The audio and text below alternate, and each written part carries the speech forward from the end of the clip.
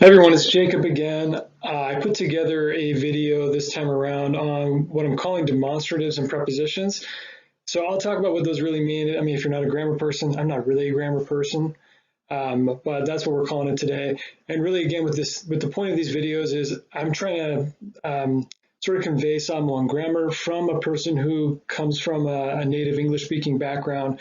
And the idea is that hopefully over these series of videos, there's little chunks that you can build and build and build your understanding of grammar and your vocab so that you can start really speaking and constructing your own sentences and hopefully being able to talk to friends and family that may be fluent Samoan speakers, or potentially if you're planning a trip to have a little bit more ability to interact with some of the locals and things like that. So with that being said, really today I've grouped together demonstrative and prepositions primarily because to me I feel like they both help convey location of an object. In prior videos we've talked about constructing sentences around nouns. We have introduced some verbs, so I thought it was time for us to start talking about how to describe a noun or an object's location a little bit better. So I'll talk a little bit in the beginning about what a demonstrative is versus what's a preposition, and then obviously go into what a Samoan demonstrative is and a Samoan preposition.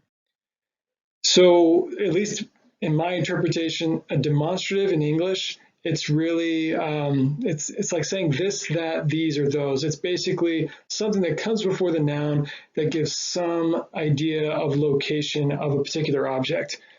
So these books, those computers, I'm not really creative, I'm just naming things I'm seeing. Prepositions, on the other hand, really describe location a little bit more specifically in relation to another object. So on, under, behind, in front of, next to, all of that can be used to describe the location of one object relative to another. So I think this will become clear as we go into the other slides, but that's sort of just a general introduction. So in Samoan, demonstratives, they typically take the place of articles. So again, I'd refer you back to the noun phrases video I'd done previously, but basically we've got le, se, and ni as articles, and this is kind of like the equivalent of the and a and some in English. And demonstratives take the place of those in Samoan, and like those articles, they convey the concept of singular and plural. They convey the concept of definite, not so much indefinite, because if you're naming an object, it means you know it exists. And then, of course, nearness and farness, which is exactly what the English equivalent does. So to kind of make this a little bit easier to visualize, in the table in the middle of the slide here, I've got some Samoan demonstratives listed on the left, the English translation, and then a couple of examples. So what I do in these videos, I try and model the pronunciation as we go through. Again, you can kind of replay it if you think that's helpful, but these are pretty straightforward. So I'll just kind of read through it. Lene, lene. In Samoan, this basically translates to this. And like I mentioned in the Samoan sentence structure, this demonstratives take the place of the article that usually precedes immediately in front of the noun. So in a sentence, you might say, olea lenemia, olea lenemia, which is, what is this thing? Again, olea is the Samoan word for what, and mea is the word for thing. The next one down is ne. You'll notice it's exactly like the one above. The only thing that got dropped off was the le in front. And again, that is the Samoan article for the.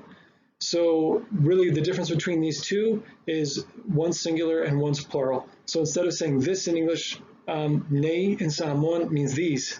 So in a sentence, it would be elana moana ne pepe, elana moana ne pepe. These butterflies are blue, or if you translate it like literally, it means, is the color blue these butterflies? But again, the demonstrative comes right before the noun, just like the article would have. Lena and lela. These are both used. In my experience, I feel like lana is more common, but they both mean that. And again, they come right before the noun. Olena mea osefaleo. You could also say olela mea osefaleo. What that translates to in this case is that thing is a traditional hut. A faleo is a It's like one of those, what you might think of as a hut in Samoa. It's typically kind of in the front of someone's property. Anyway, whareo. Na. Again, just like the example before, all we've done is taken off the LE in front, which differentiates it from being singular to plural. So instead of na meaning that, it now means those. So fa'amone ia au mai na popo. Fa'amone ia au mai na popo. Please, can you bring those coconuts? So I have not talked about this ia word, but I'll do that in a different video. But essentially, again, na just means those. Lea is a little bit interesting. I put an asterisk there because lea can mean either this or that. And it can come either before or after the noun. So it's a little bit tricky that way. So for example, you could say ole mea lea, and that kind of translates to that their thing or this their thing.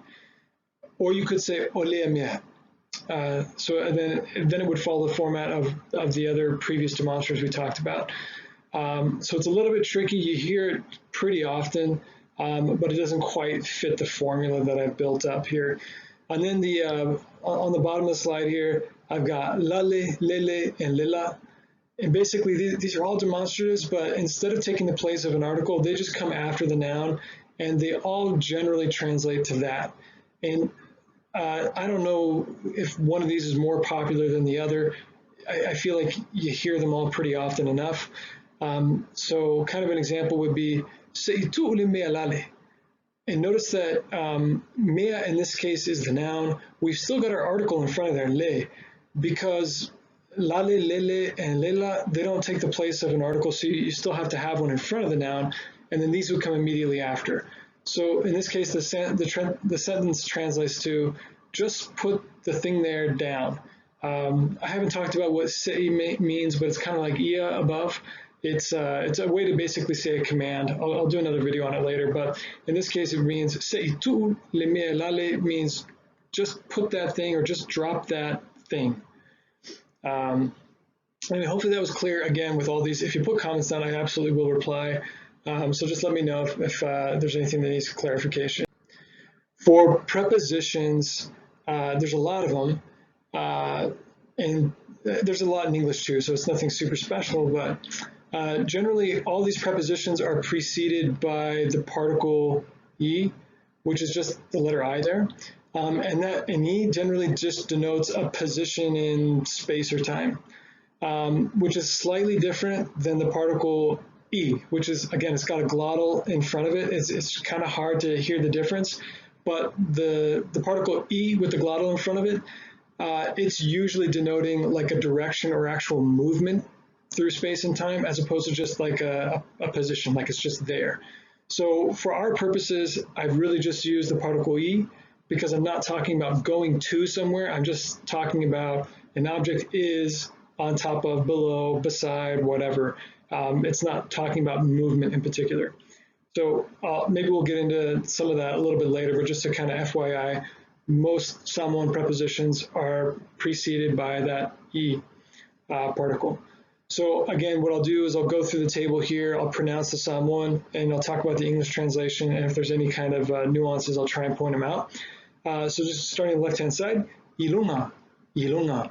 Ilunga is above or on top of. Ilalo, ilalo is beneath or below. Itua, itua is behind or in back of. Iluma, iluma is in front of. Itutonu, itutonu is inside. Ifafo is outside. Itaftafa, tafa means the side of something. So itaftafa, or I've heard even like ilitaftafa, is on the side of or beside. Iliva or vai is a way of describing between, and this is kind of a little bit tricky because va just means the space or the gap.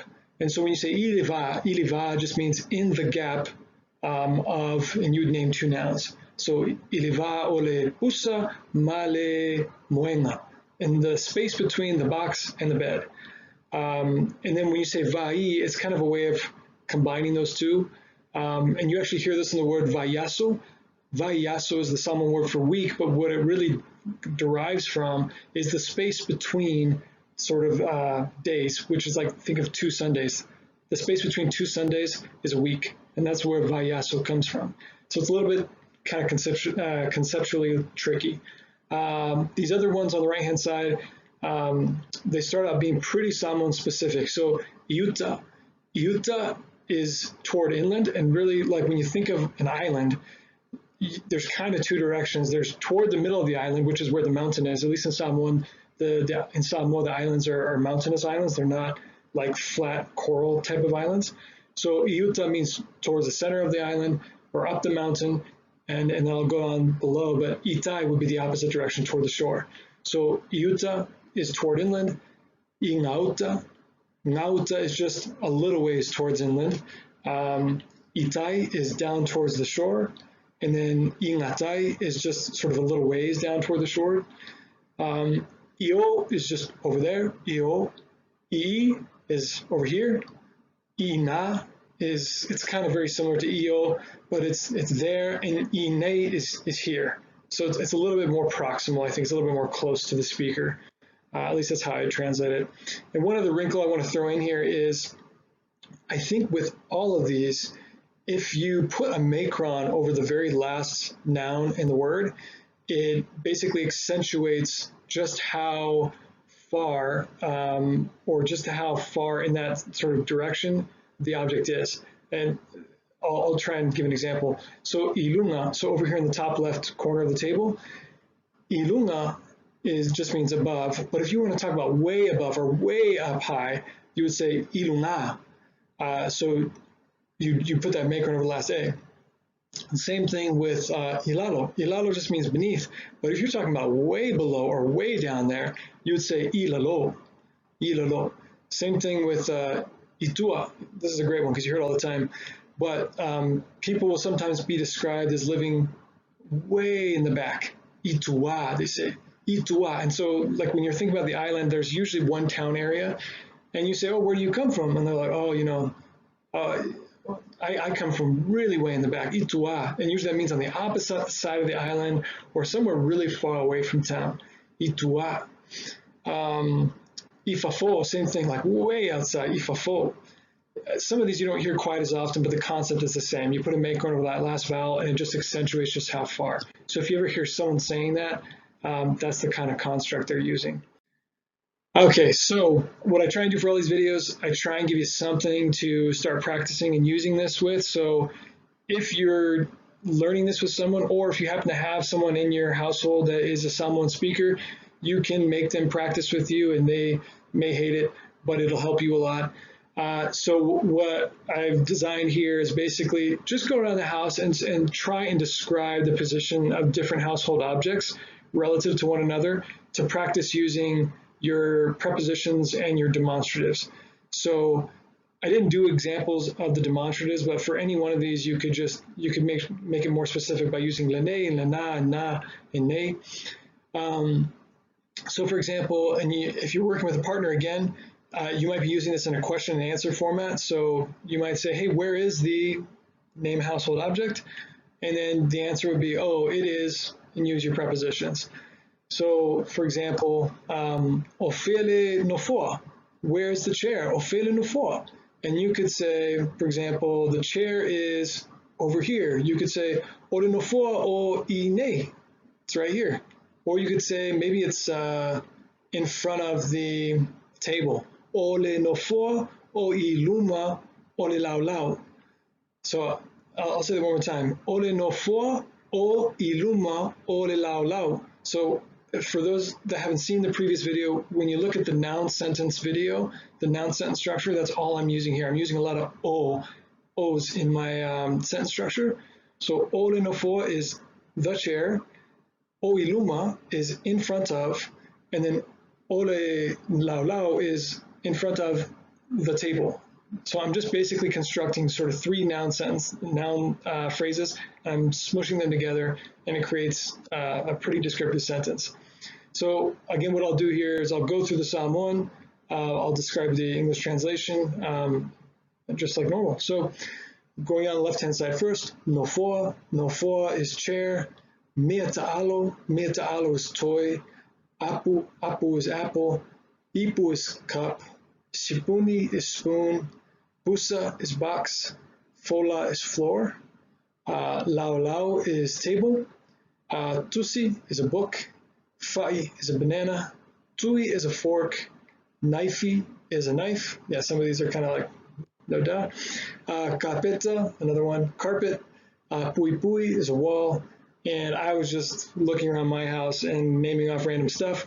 So I encourage you to pick out your own, words that you or nouns that you see around your house and slot them in here. I'm using these as examples. And again, I've mentioned different resources. Samoan Translate or Google Translate is a great place to kind of pick up new words. It's not perfect, but it's not bad at all. So make this your own, try and make it usable for your purposes, but I just wanted to give you at least something to get going on. So again, I hope you like this video. I hope it's helpful. If this is something helpful for you, think there's other things that I could change, or if you have a correction or something like that, please let me know. And again, thanks for watching. Bye.